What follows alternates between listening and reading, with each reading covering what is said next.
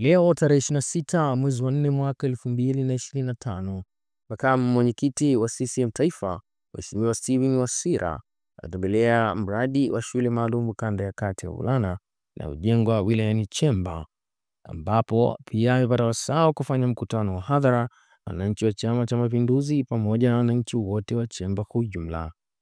Ikumbuke siku na tarehe kama hiyo nchi ya Tanzania inasherehekea muungano wake, ambapo akiongea na wananchi katika mkutano wa hadhara anaendelea kuhimiza swala la umoja na mshikamano wa kitaifa na wananchi kwa ujumla ili amani na utulivu uendelee kuimarika.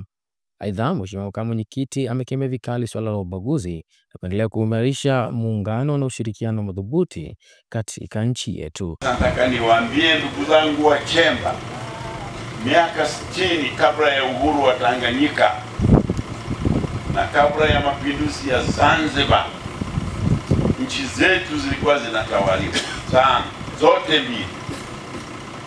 Na kwa kweli ukiwa kijana na kama ukupata nafasi ya kujua hali ilivyokuwa, ukidambiwa hali haijabadilika kabisa, ukikubali, basi wewe sio mtafiti mzuri, maana utakuwa hujui yalivyokuwa mambo.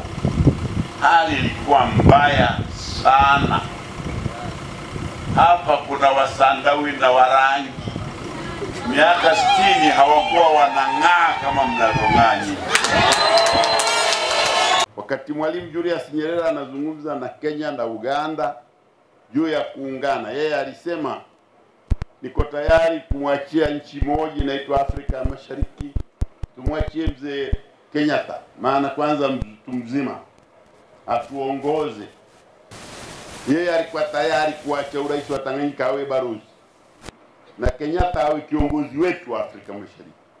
Sasa watu wa namna ya Julius Nyerere hawazaliwi kila siku.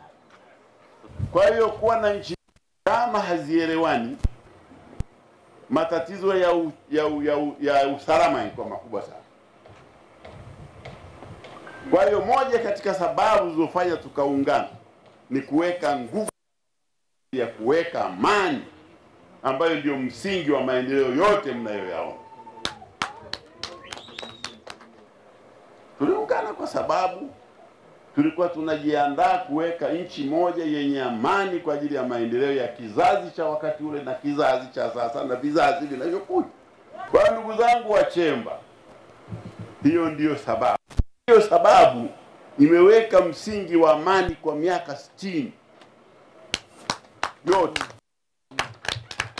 Na nenda Google katika dunia ya Afrika, utafute nchi inayofanana na Tanzania kwa amani na utulivu na kwa umoja.